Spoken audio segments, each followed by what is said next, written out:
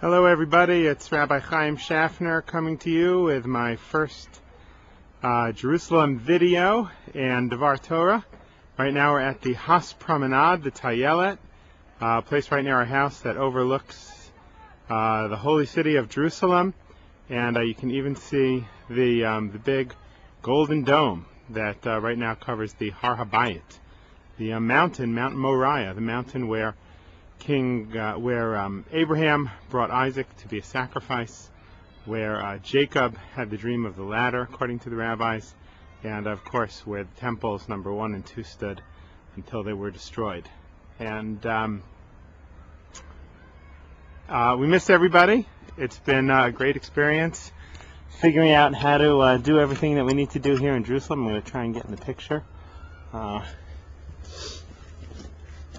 My little video camera, trying to figure out how to do everything we need to do here in Jerusalem, feeling on the one hand like foreigners, on the other hand like we're truly at home. Let's see, this week we spent pretty much the whole week trying to get the kids into schools. No easy task here in Jerusalem.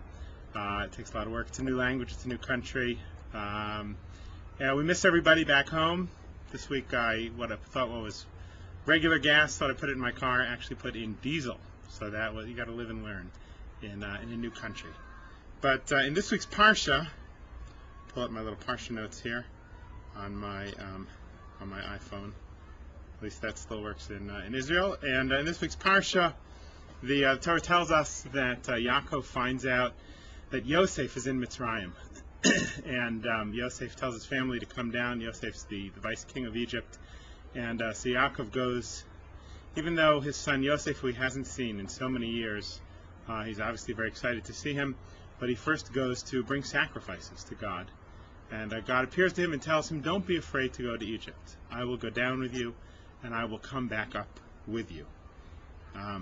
Later on in the parsha, when Yosef sees his brothers coming, and he's already revealed himself to his brothers, and he cries on the neck of Binyamin. And Torah tells us on the necks of Binyamin he cries. And the Gemara says, what do you mean the necks of Binyamin? Doesn't Binyamin only have one neck? And so the Gemara tells us Yosef is crying about Bais HaMikdash, the two Batei Mikdash, the two houses of God that would be destroyed on just in back of us, that we can see, that you just saw before.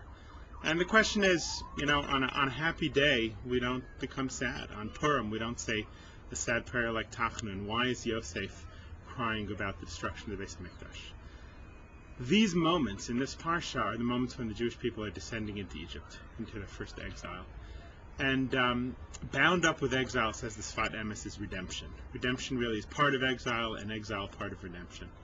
And so even though on some level this exile is really a precursor to the redemption, to that moment that Yosef realizes the redemption ultimately will not last forever. Ultimately, the redemption that the Jewish people will experience, it will have its moment of destruction in back of us on Mount Morayah until the ultimate redemption that will come forever. The Gemara says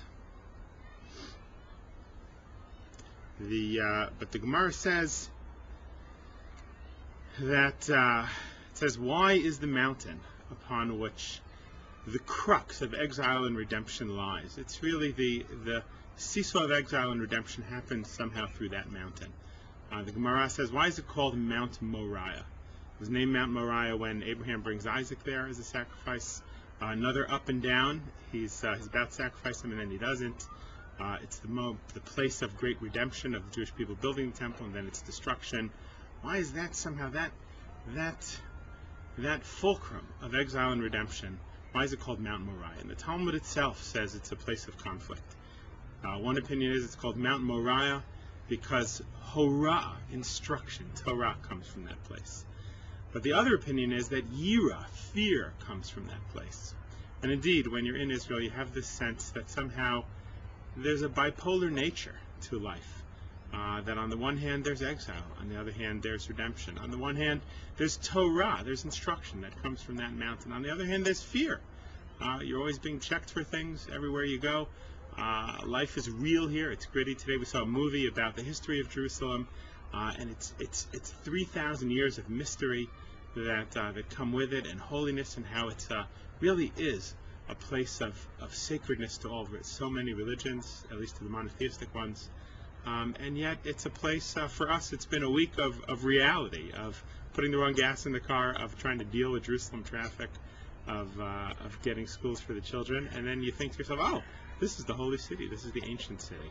And so it is both that. It is both the place of instruction, of the place that meaning emerges from, and yet also and spiritual inspiration, absolutely, but a place of yirah, of constriction, perhaps, of fear. Jerusalem is a complex place. We love everybody back there. We miss you. We hope that soon we will all be together in the holy city of Jerusalem at the time of redemption. St. Louis, no doubt the second holiest place in the world. All of you back at Bais Abraham, we miss you, we love you, and have a great week and a holy Shabbat. Shabbat Shalom.